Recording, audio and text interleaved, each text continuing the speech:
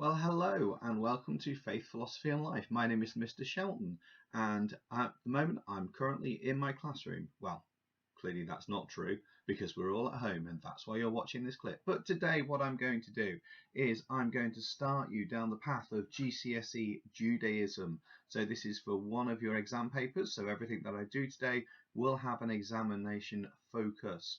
So the work that we're going to look at today is specifically around the EduCAS exam board. However, every exam board covers exactly the same content for this. It's just the exam questions may be slightly different.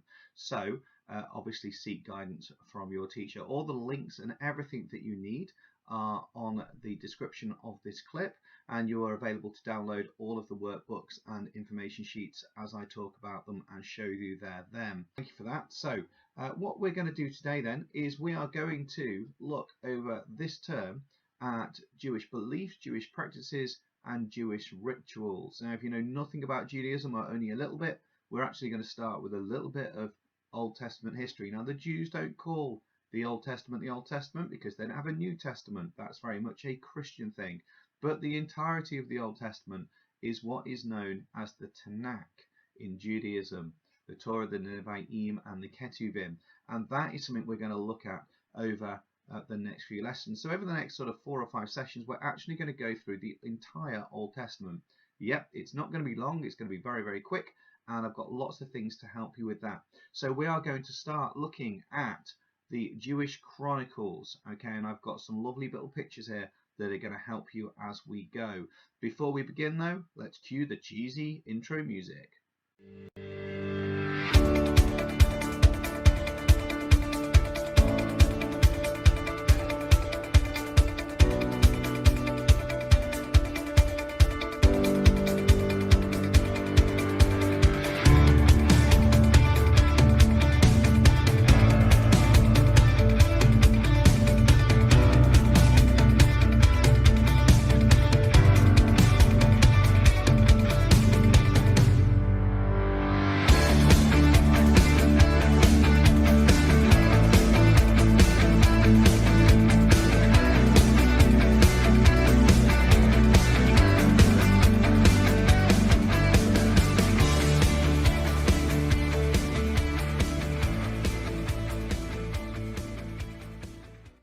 Okay, so what I need you to do is I need you to download one of the 3 booklets which are available. Okay, I know this one's got your year 9 written on, but just ignore that for the moment. So there's an easier one which is sort of grade 3. There's a slightly harder one which is grade 4, and there's a really challenging one as well. So go for the one that you think is best for you. And then when you've done that, you also need your exercise book with you, because there is going to be a little bit of work to do, but the vast majority will be in these booklets. In your exercise book, I need you to draw this diagram over a double page or on an A3 page, because we're going to be filling this out as we go. So that's a line that goes like that. It might not make much sense now, but we're going to be adding things to that as we go. So if you at any point need to pause the video clip so you can get stuff done, then do so.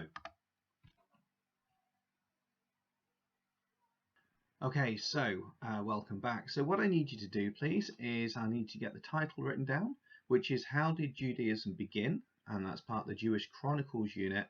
And our learning objective is to explore the development of the Hebrew biblical story. So we're going to look at some literary objective today, which is to extract information from various sources.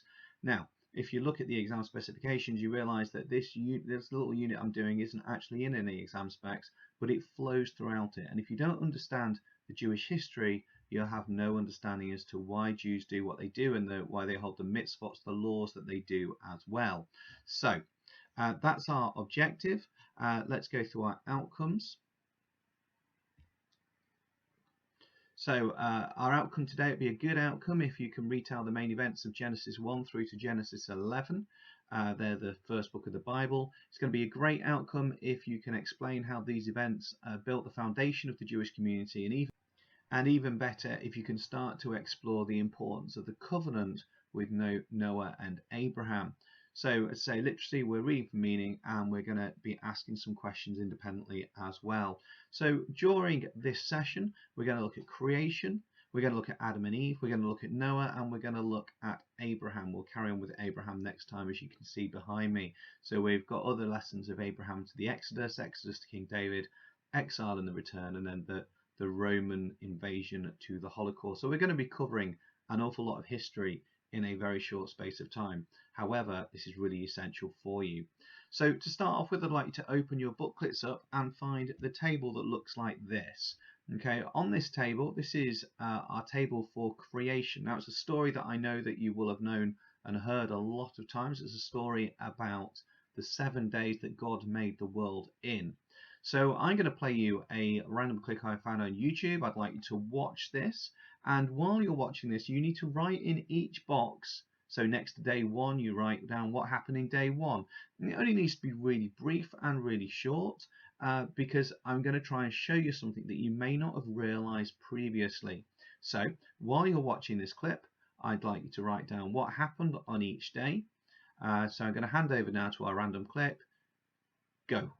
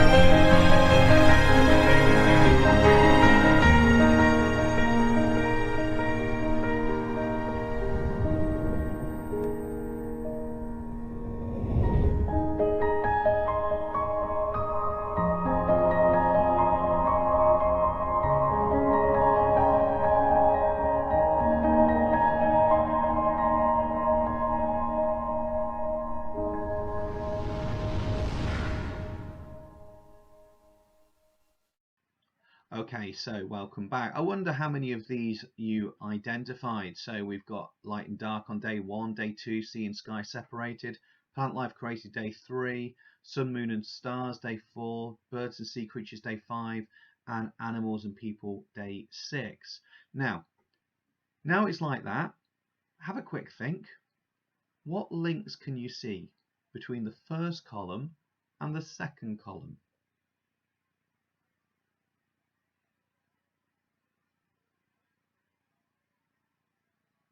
Okay, so what you might identify in this is something called Hebrew parallelism. Can't say that word. On the left-hand side, you've got the idea of preparation, and on the right-hand side, you've got the idea of filling. So preparation and filling. So light and dark is the preparation for sun, moon and stars. Sea and sky separated is the preparation for birds and sea creatures. Then on day 3, you've got plant life, and sometimes the land is brought into that one as well, because the land is separated. And then you've got animals and people live off the land. So what you see happening here is, maybe some people would say, and some Jews would say, that God didn't make the world in 7 days. What he actually did was he showed that there was an order to creation. So creation was not an accident. And maybe that's what's going on in this story. Some people obviously do believe that it's a 7-day creation narrative, 7 24-hour periods, that is. However, some people do not, and it's really important that you've got that distinction. So in the creation narratives of Genesis chapter 1, which is the first chapter of what Christians would call the Bible and Jews would call the Torah, or the first part of the Tanakh, then what you've got is this idea of God creating and then fulfilling, preparing and then fulfilling. Okay, the next thing I'd like you to do then in your booklets is you've got a series of questions here about Genesis chapter 2 and Genesis chapter 3. Now this is going to involve a little bit of reading from your point, and there's some little Twitter boxes for you to complete as well.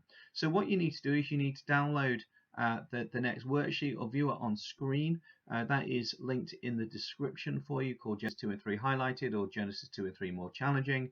You need to look at that and extract the information, or just do a quick Google search on those Bible verses. You can choose, and then complete those questions. So there's 2 things to do here. Once you've looked at the information, you need to complete the Twitter boxes by writing a very short summary of what Genesis 2 and Genesis 3 is and what's going on there. And then what you need to do is to answer these questions either in your booklet or in your books. So just pause this clip now while you do that.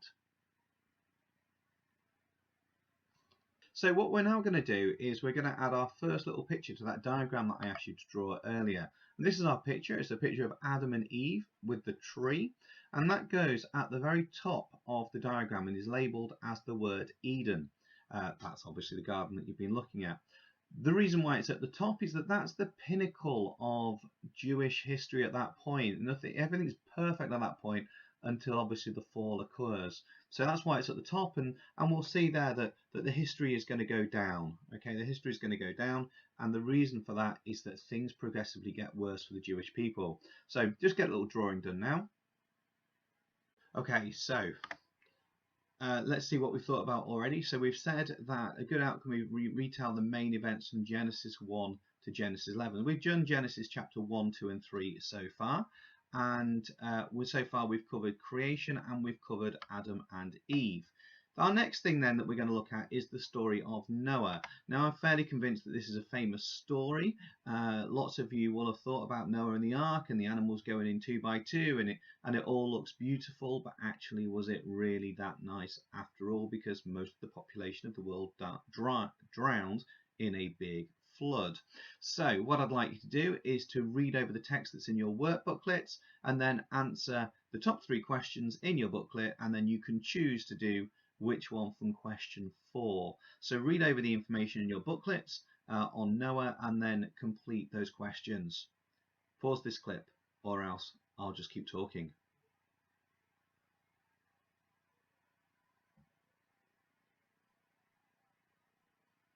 Okay, thank you for that. So our next thing that we need to add back to our diagram is Noah's Ark. So there's my little picture of that my wife drew for me, which I thought was very kind of her. And it goes on to the diagram there. So it's a little ark and Noah. You can put some giraffes sticking out the top if you really want to.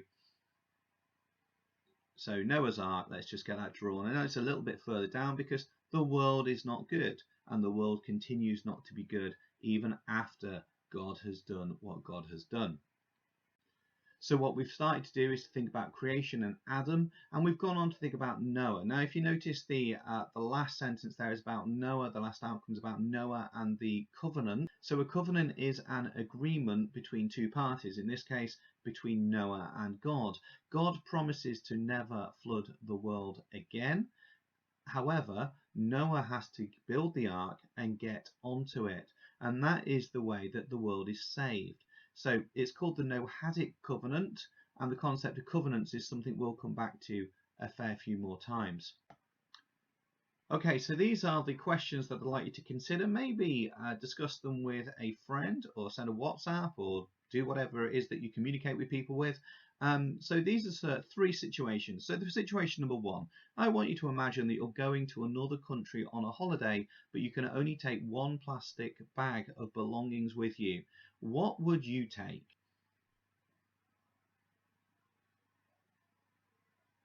Okay, so we're going to change the situation.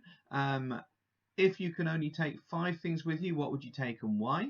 Situation 3. I want you to imagine now that you've received a letter from the Prime Minister saying that you must relocate to Kenya or you will face life imprisonment. You can take your 5 items with you selected in situation 2. Would you go, and what would be the issues? You receive an anonymous letter, situation 4, inviting you to leave the country. You can take nothing with you, but you would be able to rule half of Kenya by yourself. I'm sorry, I don't know why I've chosen Kenya. But no one would be expecting you when you got there. So you'd have to persuade them that you can rule them. Would you go or not? And why or why not?